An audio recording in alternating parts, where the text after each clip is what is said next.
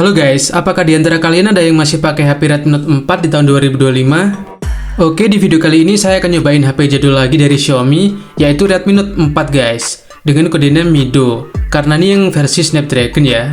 Jadi selain Snapdragon, Redmi Note 4 ini ada yang pakai MediaTek guys, yang kodenya itu nikel ya. Dan yang saya pegang ini warna silver dengan varian RAM 3GB dan internal memorinya 16GB guys. Tapi pertanyaannya, apakah HP ini masih layak dan masih nyaman untuk dipakai harian di tahun 2025 ini? Oke, tanpa berlama-lama langsung aja kita coba guys. Yang pertama kita mulai dari desain. Untuk desainnya ini khas Xiaomi banget ya, yang dimana masih menggunakan material metal dan masih memberikan kesan solid sampai sekarang. Dan untuk penempatan komponen, di sisi atas ada kamera utama yang beresolusi 13MP. Kemudian di tengah ada lampu flash, dan di bawahnya ada sensor sidik jari yang semua posisinya ini vertikal sejajar seperti ini. Dan ini juga masih normal semua guys. Kemudian di sisi kiri bodinya, desainnya juga masih polos ya.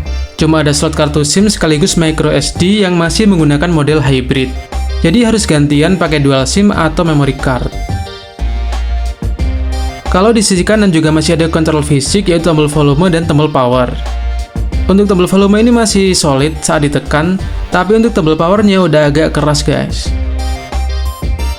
Lanjut di sisi atas, di sini masih ada beberapa fitur konektivitas penting seperti port jack audio 3,5 mm, mikrofon sekunder, dan sensor inframerah. Jadi masih lumayan lengkap lah untuk dipakai sekarang. Lalu di sisi bawah, di sini ada port micro USB yang terletak di tengah. Jadi Redmi Note 4 ini masih belum menggunakan USB Type-C ya. Kemudian juga ada dua lubang di sisi kiri dan kanan port USB. Walaupun terlihat seperti dual speaker, tapi ini hanya satu sisi yang berfungsi sebagai speaker utama. Lubang yang satu lagi adalah mikrofon utama guys, yaitu yang sebelah kiri. Secara keseluruhan, tampilannya ini masih terlihat simetris dan minimalis, tapi masih menunjukkan kesan elegan dan kokoh berkat penggunaan material metal dan penempatan komponen yang rapi dan terpusat di bagian atas. Kita lanjut ke bagian layar. Redmi Note 4 ini memiliki ukuran layar 5,5 inci dengan rasio aspek 16:9 dan udah beresolusi Full HD Plus ya. Walaupun masih menggunakan tipe panel IPS LCD, tapi gambar yang dihasilkan masih tajam dan sudut pandangnya juga luas berkat kerapatan pikselnya yang udah 400 ppi. Dan rata-rata HP zaman sekarang juga masih memiliki kerapatan piksel yang sama. Selain itu, desain kacanya juga menggunakan 2.5D curved glass, jadi kacanya sedikit melengkung ya di bagian tepinya. Ini juga memberikan kesan yang premium dan lebih halus.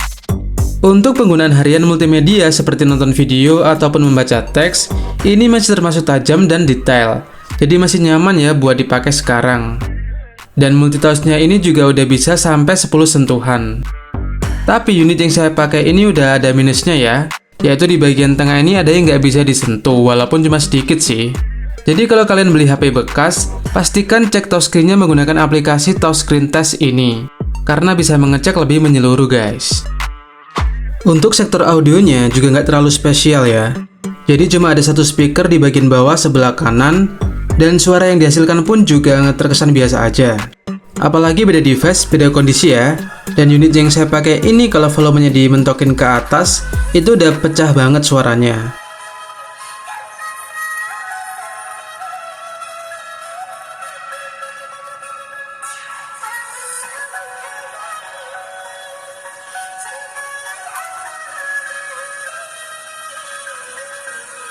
Tapi masih ada opsi lain untuk dengerin musik di HP ini, karena masih ada port jack audio 3,5 mm. Jadi bisa disambungkan ke speaker atau ke headset kabel. Walaupun sebenarnya masih ada Bluetooth ya, tapi sampai saat ini saya masih suka atau nyaman dengan yang perkabelan. Selanjutnya kita akan cek kameranya guys. Redmi Note 4 ini memiliki kamera utama 13MP dengan bukaan lensa f/2.0. Jadi udah tergolong sempit ya, dan akan kesulitan untuk menangkap cahaya. Sehingga gambar yang dihasilkan akan buram, apalagi kalau di malam hari atau di dalam ruangan guys. Untuk perekaman videonya mentok di 1080-30fps dan tidak ada stabilisasinya pastinya. Dan untuk standar di tahun 2025 ini sangat tidak layak ya, karena hasilnya akan buram, goyang, dan kualitasnya sangat kasar guys. Kalau kamera depan hanya memiliki resolusi 5 megapiksel, tidak ada lampu flash, jangankan untuk selfie guys, untuk video call aja ini sangat tidak layak ya. Jadi singkatnya, kamera Redmi Note 4 ini adalah salah satu kelemahan jika dipakai di tahun 2025 ini guys. Selanjutnya kita akan coba performanya guys. Jadi buat yang belum tahu ya, Redmi Note 4 ini memiliki dua varian prosesor, yaitu MediaTek Helio X20 dan Snapdragon 625. Tapi untuk yang saya pakai ini adalah yang varian Snapdragon dengan RAM 3GB dan penyimpanan internal 16GB yang masih menggunakan eMMC 5.1. Dengan spesifikasi tersebut, untuk penggunaan standar harian seperti membuka WhatsApp, Gmail, atau browsing, ini masih bisa. Tapi akan terasa lambat ya, dengan jeda atau lag yang sering.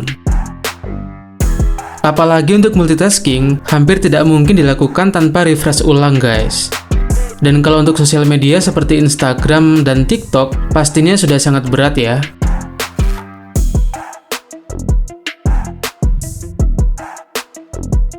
Sistem operasinya juga sangat jadul dan tidak ada update keamanan atau fitur yang terbaru. Sekarang ada di Android 7 atau Nougat dan mentok di MIUI 11 guys. Itu membuat aplikasi YouTube tidak bisa diinstal atau diupdate ya. Jadi kalau mau nonton YouTube harus lewat internet atau Chrome. Tapi kalau kalian bisa oprek seperti UBL, install TWRP, kita bisa pasang custom ROM dengan Android yang terbaru guys. Dan di video selanjutnya akan saya buatkan tutorialnya ya. Jadi jangan lupa subscribe biar nggak ketinggalan. Lanjut, kalau untuk game, ini masih ada beberapa game modern yang masih ada di Play Store. Tapi tidak bisa di-download ya, karena keterbatasan memori. Jadi kalau kita mau mainkan, terpaksa harus hapus aplikasi lain dulu, baru kita bisa download gamenya guys. Ini saya mau coba yang game ML. Oke, downloadnya udah selesai dan langsung aja kita buka guys. Saat buka pertama kali ini walaupun agak lama tapi tetap lancar ya. Gak ada nge-lag yang berarti ataupun macet guys. Dan settingannya ini dapat yang paling rendah atau rata kiri ya guys. Jadi nggak usah berharap lebih, bisa dimainkan aja itu udah beruntung banget. Oke, gameplaynya juga bisa jalan, jaringannya lancar, grafiknya juga aman. Masih playable lah intinya. Masih bisa dinikmati dan bisa ngisi waktu luang.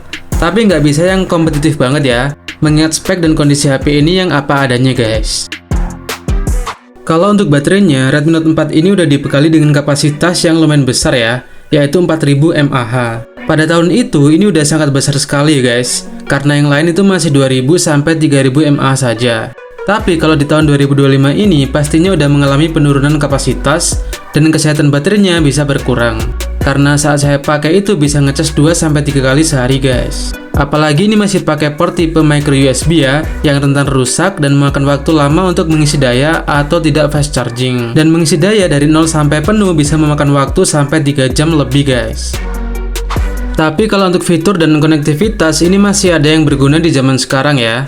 Seperti pemindai sidik jari atau fingerprint, accelerometer, gyroscope, kompas, proximity sensor, dan infrared blaster.